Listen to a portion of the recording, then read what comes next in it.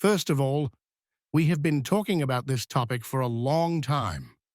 As far as I understand, neither he nor I see a final option yet. And, if I may say so, an unofficial option. When it will be broadcast on official Russian channels, we will be able to talk about some specific things. But as I said today, the plan is workable. And Vladimir Vladimirovich admits that this is a good basis for negotiations. Well, I was once a deputy. I read it all. Yesterday, Vladimir Vladimirovich presented to me the first option. The second option, when this plan was divided into parts. I want to say right away that let the Trump team not be offended by me. It is in a hurry. I don't want to say that it is already on its knees, but it is in a hurry. It must be presented in a convenient way. It must be presented, I said, Vladimir Vladimirovich, without a wide interpretation, so that everything is specific. Well, if there are some territorial issues, then everything should be written down to a meter, a kilometer, which troops, where troops, who should be, who should not, and so on and so forth. Everything should be written down to the smallest detail. A wide interpretation will allow later, in some period of time, in its own way, everyone will interpret certain points. Therefore, everything should be absolutely specific. Well, I don't want to go into details.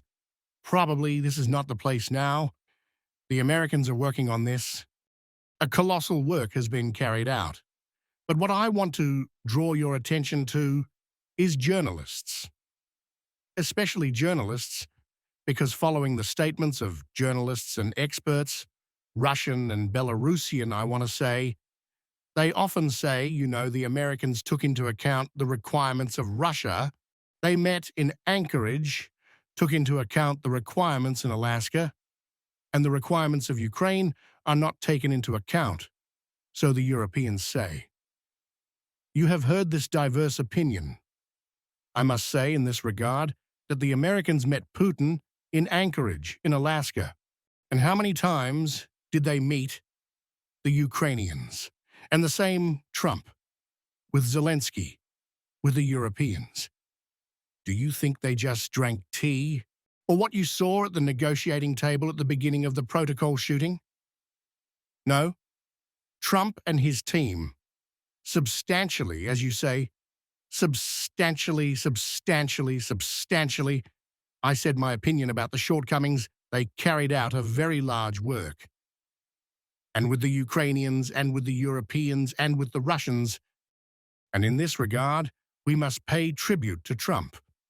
Therefore, to say that we met with the Russians took into account the opinion of Russia, the position, and Ukraine did not. This is not true. This is not right. The question is different. The question is that Russia turned out to be more negotiable than Ukraine. This must be recognized, then, already in the depths of brilliance. If you say so in a folk way, I often criticize Volodymyr Zelensky. I will not criticize him. I once advised him at the beginning of the war how to act. If he did then, there would be no such questions at all. 28 or how many there are questions, it was a perfect situation. And if Ukraine had fulfilled the Minsk agreements, there would be no war. And Ukraine would be within the borders, as they want, since 1991. But if Volodymyr Zelensky wants to look at the realities, I am now, once again, having turned out to be right then, I do not want to advise him. He may know the situation better than me. I just want to say what I see. If you want Ukraine to remain within the borders it is today, taking into account the realities at the front, you need to negotiate. No need to torpedo the negotiation process. If somewhere you cannot agree on something, and I did not see from this proposal, that it is impossible to agree on some issues. But if suddenly there is a demilitarized zone, pieces and so on in Donbass, well, leave it for later. Well, leave it for later, but stop the war, where your children die, where other people's children die. This is the main problem of the same Zelensky.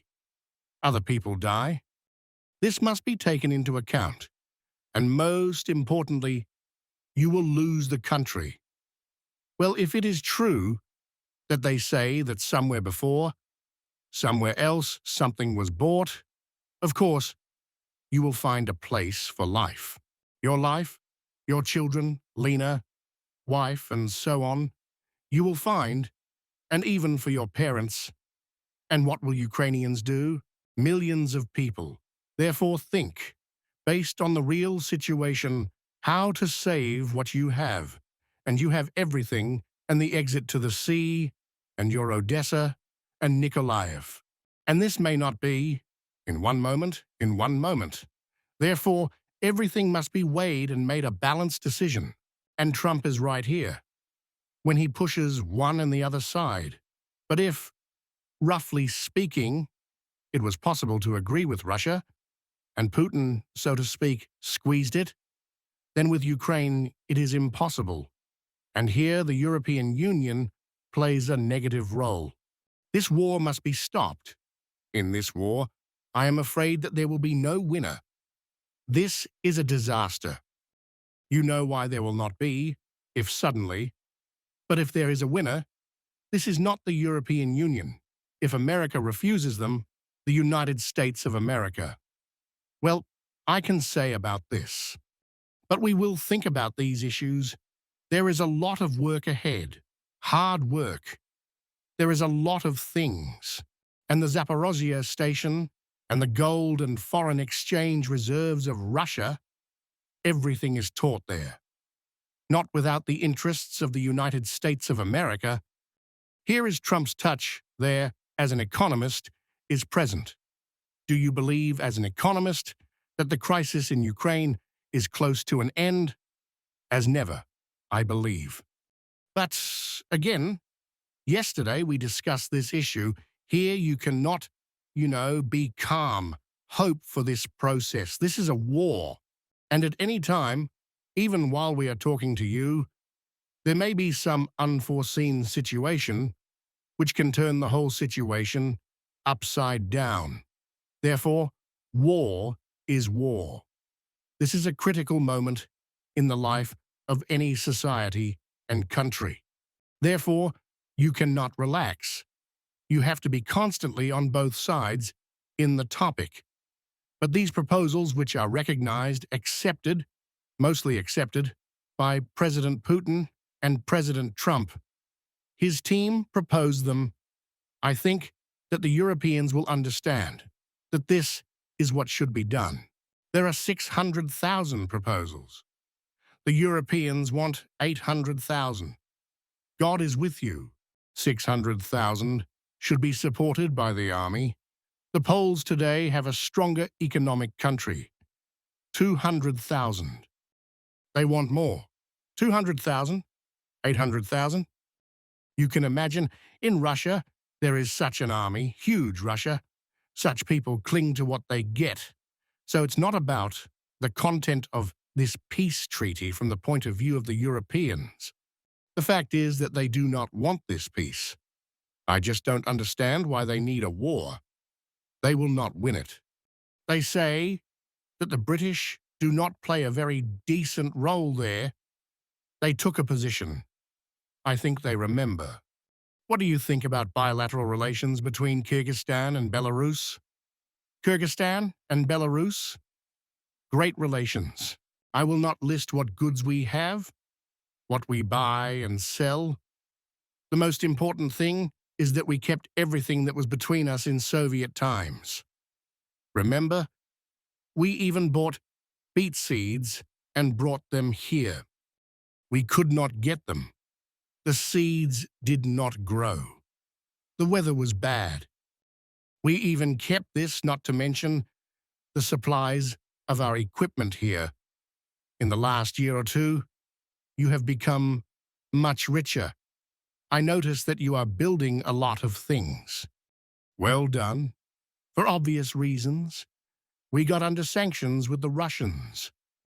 Kyrgyzstan, well done. They took advantage of this to understand our relations. When the Ukrainians began to destroy infrastructure facilities in Russia, first of all, oil refineries, you lost fuel. Of course, we supply a lot of things. We have 2 powerful plants. But the Kyrgyz asked for help. They said, "We have no fuel. Tomorrow you will not have anything to eat." We responded. We agreed to tear off a piece from Lysians and cooperate with you. We have very close and kind relations with Kyrgyzstan. Another question. Ibrahim also lives well. We will not let him go to you. I told him, no more trips. I sometimes visit him when he invites me. So we will not let him go. So everything is fine with him. Yes, but he suffers a lot and misses the country. He says, "I would like to come to my father's grave, but it's a disgrace that the Kyrgyz cannot allow their president to come to his father's grave. I think we will solve this issue with the current leadership."